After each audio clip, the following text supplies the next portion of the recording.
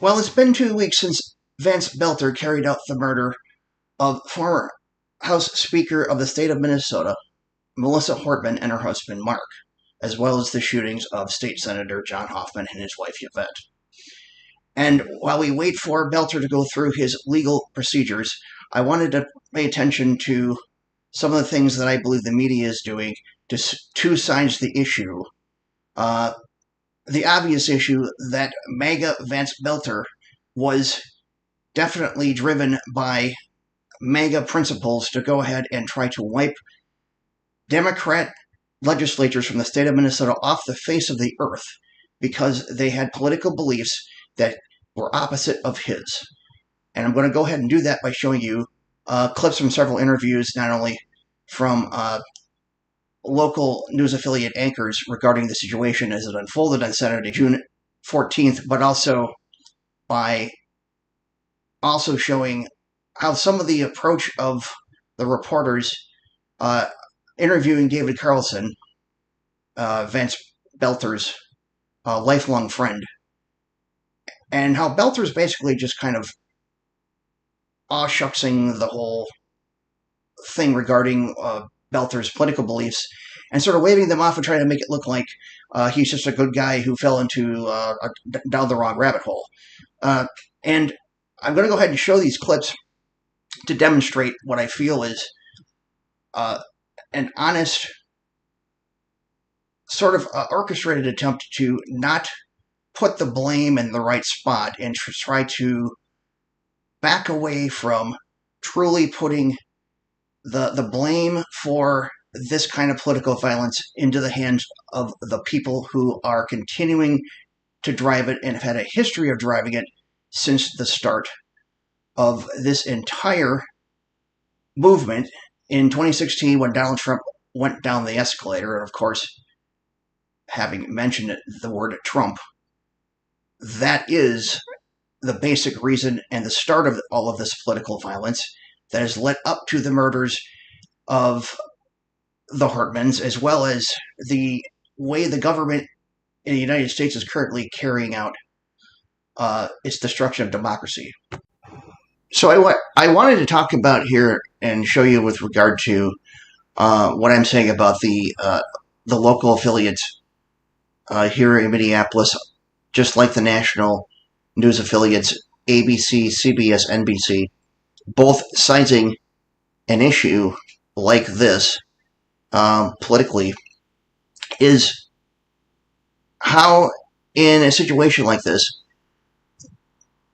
we're discussing Vance Boelter and his motivations, how it seems that the initial talk here, especially as things were unfolding a couple of weeks ago, centered around how it seemed that the rhetoric on both sides, the left and the right,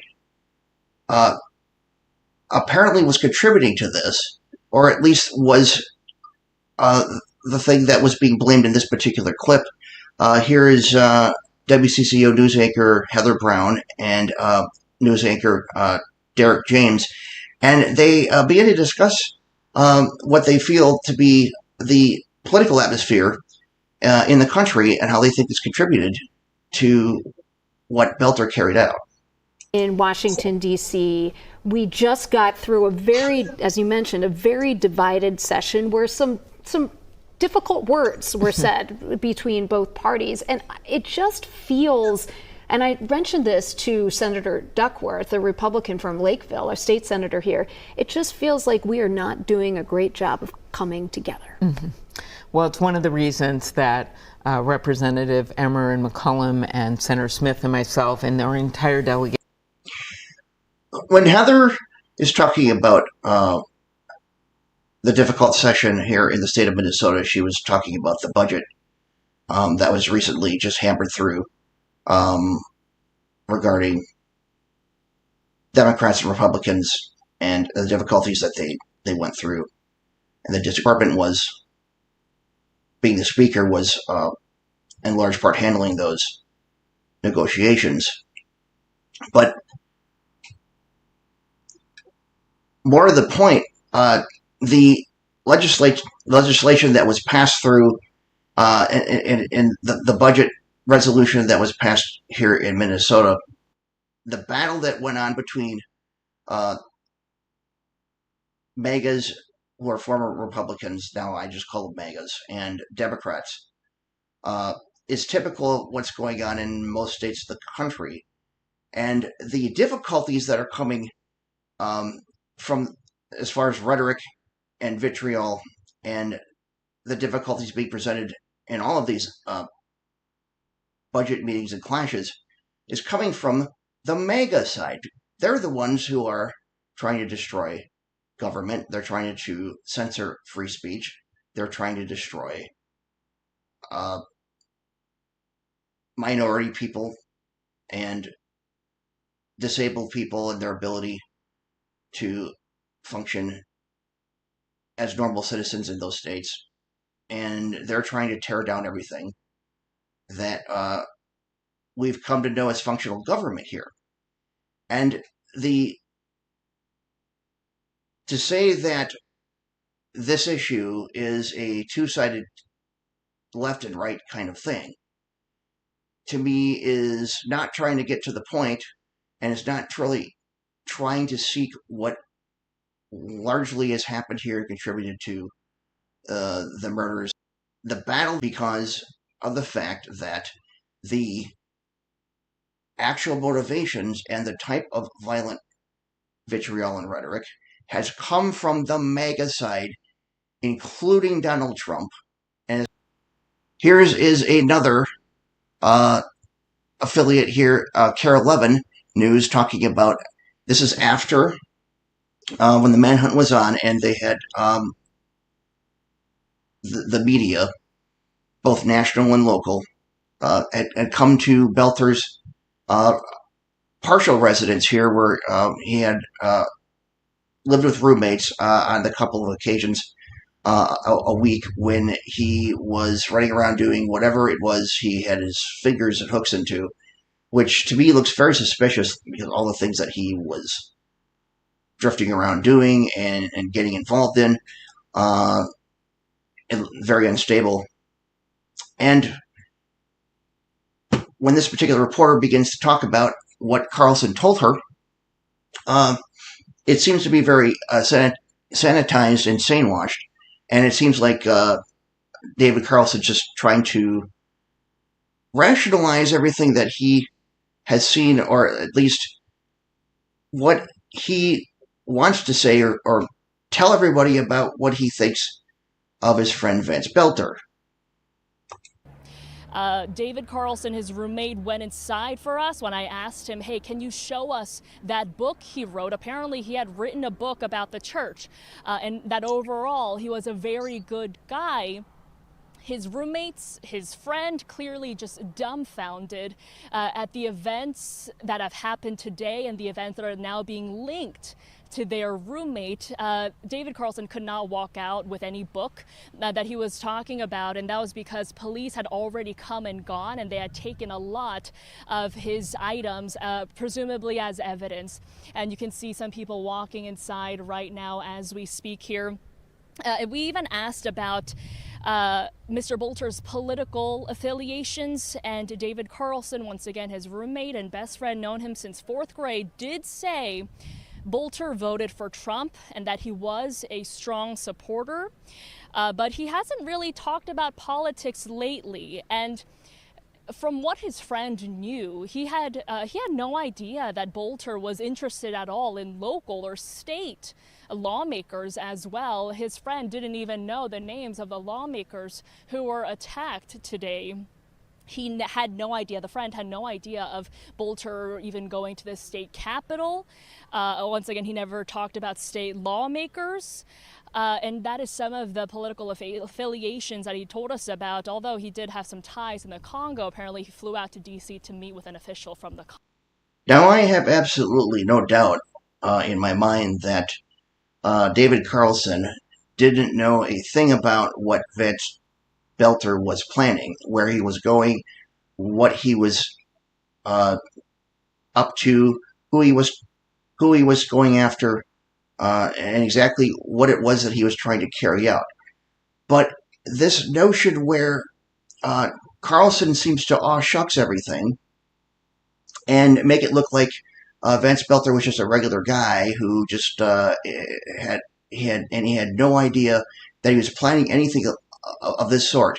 Went to the church, wrote a book about his spirituality, among other things, and basically just making it seem like that he was had no idea what that there was any extremism or there was anything unusual about what it was that Vance Boelter thought, and trying to make it seem like it just was not any real big deal, and it came as a shock to him. And what amazes me about that is the fact that when you look at the beliefs that drove and motivated Vance Boelter, they are purely MAGA motivations and beliefs. And anybody who is around him, well, for example, David Carlson, a Trump supporter. If you're voting for Trump and you are also, for example, his wife, who said she had no clue, came out of nowhere, had absolutely no idea he was planning anything like this. It's a total shock to them, and it's a totally against whatever it is that they believe as Christians. If you are a MAGA, and you are a Christian, and you are voting MAGA, you are sanctioning the types of violent rhetoric and vitriol, and the types of human-hating beliefs and bigotry that fuels the kinds of things that the Vance Boelters of the world want to carry out. As a further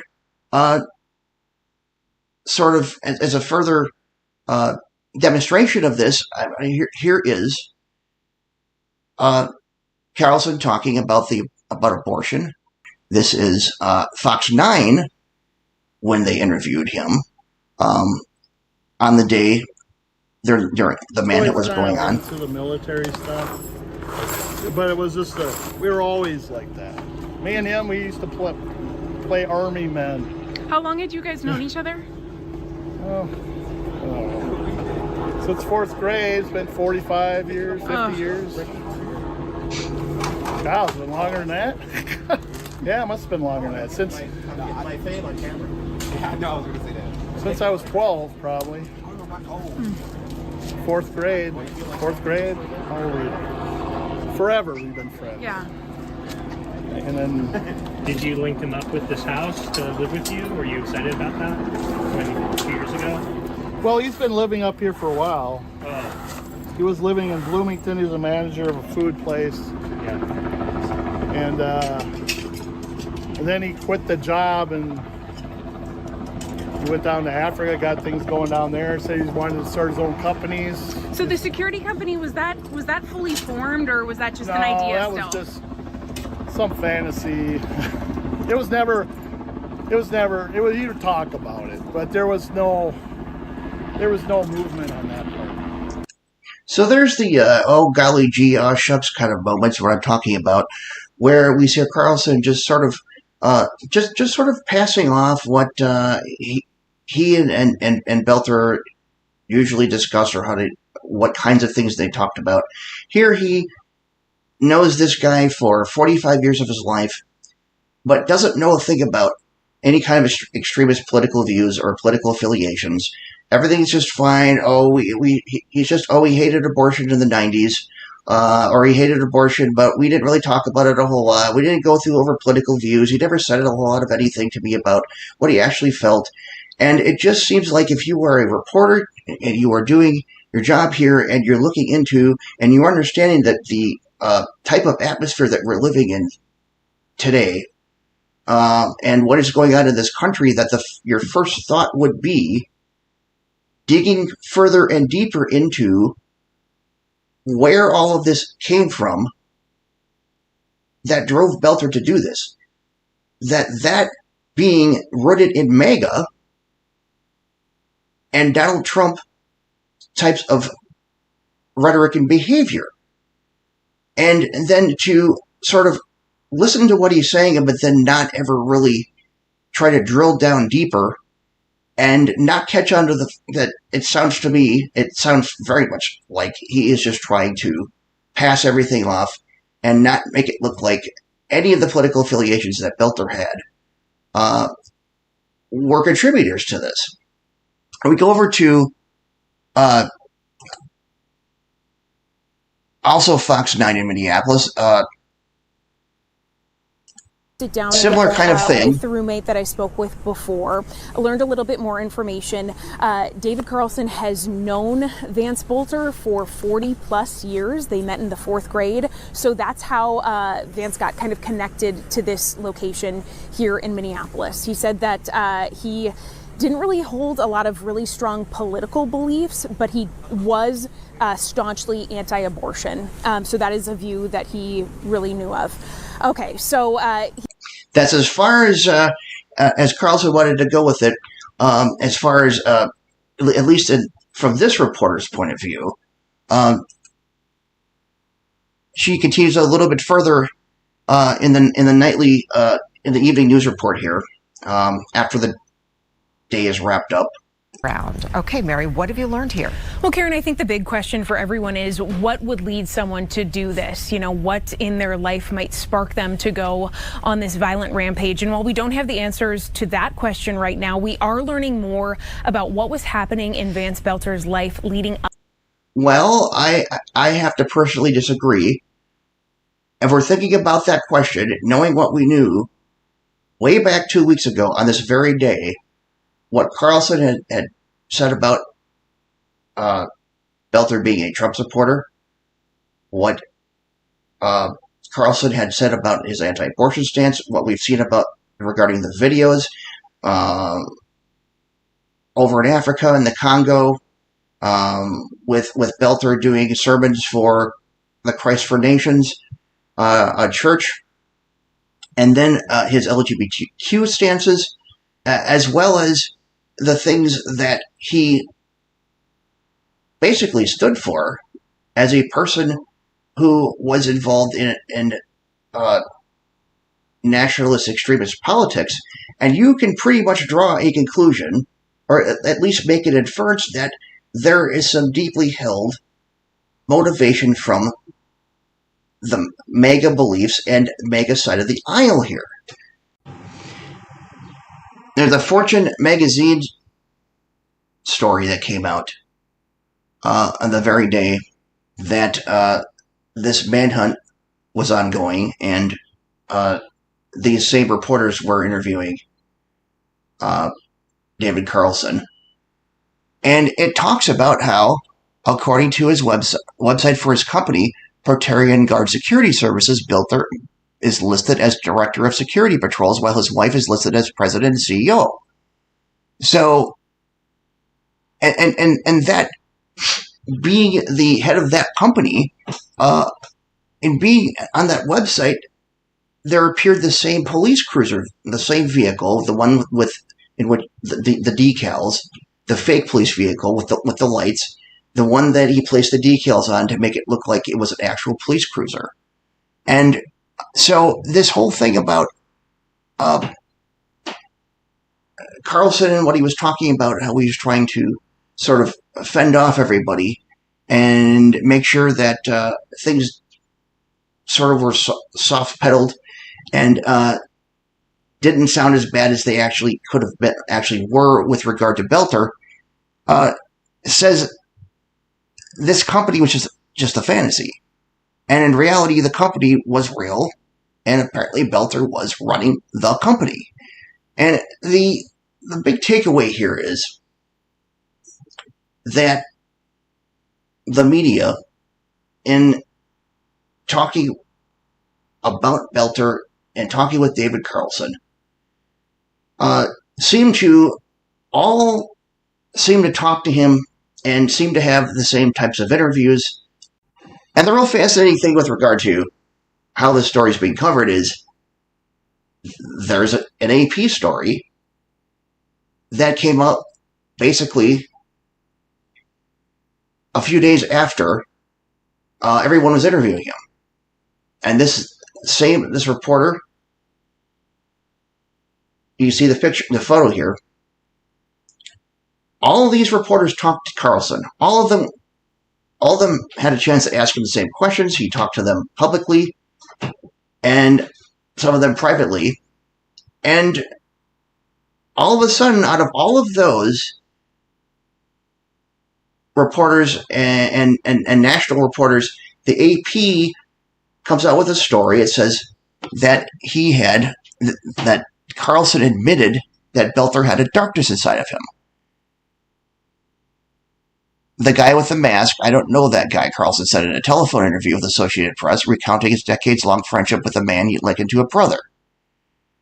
Boelter's involvement in such an attack, he said, was as surprising to him as getting struck by lightning.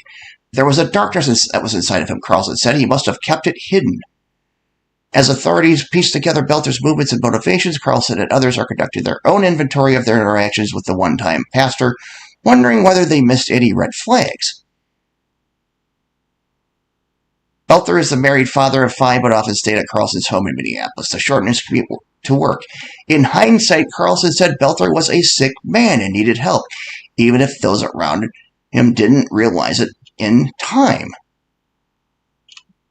So, how is it that we have all these reporters flocking Carlson, getting basically a chance, hearing the same types of stories, getting all ask questions, and all of a sudden in a telephone interview, an AP reporter then comes out with Carlson admitting that his buddy had a darkness inside of him. Why was that covered? Why was it so difficult for anybody else to be forthcoming about that particular side of what Carlson was saying? And what was it that prevented them from actually getting to the point where they asked those questions? And the answer to me would be they are trying to, or attempting here to sort of smooth out the issue so that they don't have to admit that MAGA is driving this and that Donald Trump is really, his rhetoric is what's behind all of this. A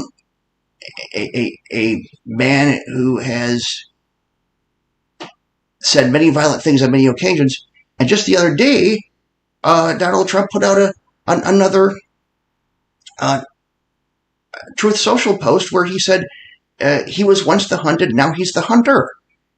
There is another instance, it's probably the 40th or 50th instance of him uttering violent rhetoric. How can you, as a reporter, see what just took place, talk to a man who is a lifelong friend of the person who's a suspect, and then not try to get to the bottom of what is so obvious, a violent type of political ideology driven by violent political forces, unless you are purposefully, at least consciously trying not to get to the bottom of the issue so that you don't cause too much of a problem, cause too much of an uproar, and make sure that you don't offend Donald Trump. Just wanted to go back and briefly touch on again what Heather Brown said about we need to come together when she was interviewing Amy Klobuchar. And if you are trying to fight against a political affiliation that is threatening not only your survival, but the survival of the very democracy that you live in, there's no coming together. There has to be resistance, and there has to be a pushback, and even, yes, fighting. That may sound like violent rhetoric coming from me, but we're talking about civil disobedience, nonviolent resistance, we're not the ones talking about those kinds of things that are coming from the mouths of MAGAs. And so, to further demonstrate that in my next video, I am going to back up what I say here in regard to Vance Boelter and where his motivations come from by looking into the Christian nationalist extremist movement that defines the majority of MAGA, and particularly the evangelicals, in conjunction with white supremacy, with Donald Trump being the cherry on top because he is the vehicle through which all of these forces act. And we just don't know how many Vance Boelters there are out there. My name is Scott Schneider, and I am fed up in Minnesota.